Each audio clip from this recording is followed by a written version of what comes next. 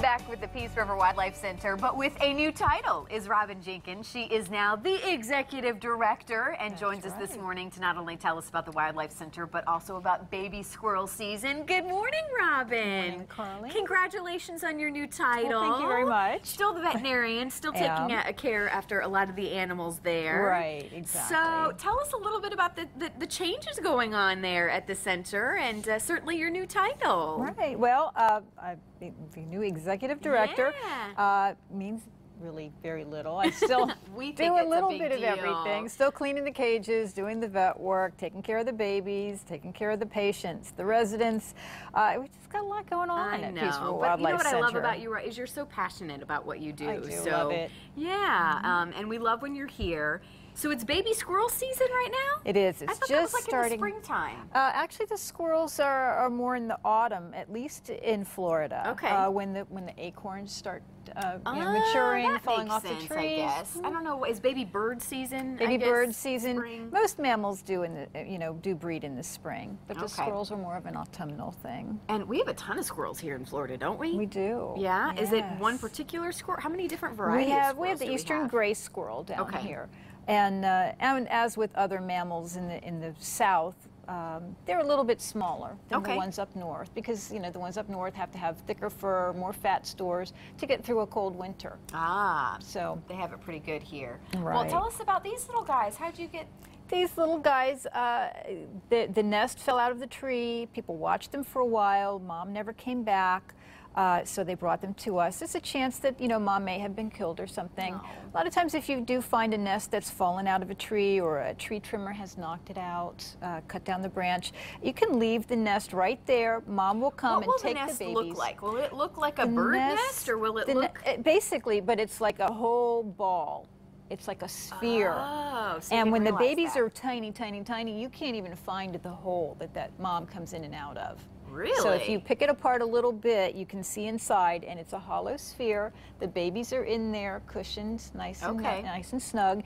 And mom will come back, get the babies, and take them to another nest. Okay. So if you see one in your yard or somewhere nearby, how long do you wait to see if mom is going to come back before you bring them to see you? Or? I would give her a couple hours. Oh, a couple hours. Okay. And then if she's not coming back and at least checking on the babies, then there's a good chance that something has happened to her. Do you need to know anything? I mean, can you just pick what do you suggest you do to bring them in to make sure that you're protected and then the little squirrels are protected too? You can, I mean, if you find the nest ball, you might want to tease it apart a little bit to see there might not be any babies in it.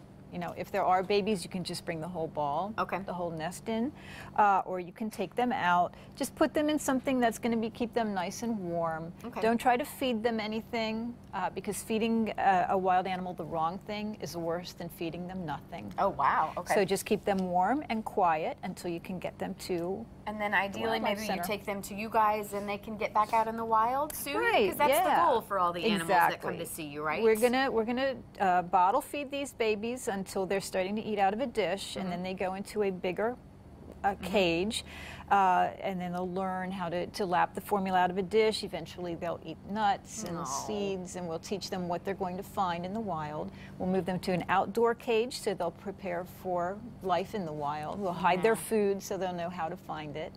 And then they'll be released. Well, we have a little bit less than a minute left, and I know you wanted to give a shout out. You guys were kind of in need of an air conditioning unit, which I can't imagine trying to take care of all these animals without an AC unit. It was so hot in our hospital and office building. Our air conditioner was 14 years old, and it just died. It had been limping along for years, and it finally got to the point where it was not cooling the place off at all. So the company that had been doing preventative maintenance on it for the past 14 years, we called them and we said, we need an estimate on what's it going to cost us to replace this unit.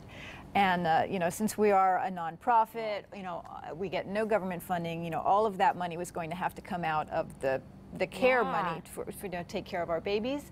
They donated the unit. Wow. 4 Seasons Air Conditioning from Port Charlotte, Florida. That's contacted the manufacturer, Goodman, and the two of them shared the cost of the unit, and then Four Seasons installed it for us. Good for them. So we are love to hear so that kind of story. grateful. And as we close here, if I know you're always in need of donations, volunteers, tell people how they can get involved and look at the other animals that are there. And we are at 3400 Ponce de Leon Parkway in Punta Gorda. That's at the far west end of Marion Avenue in Ponce de Leon Park.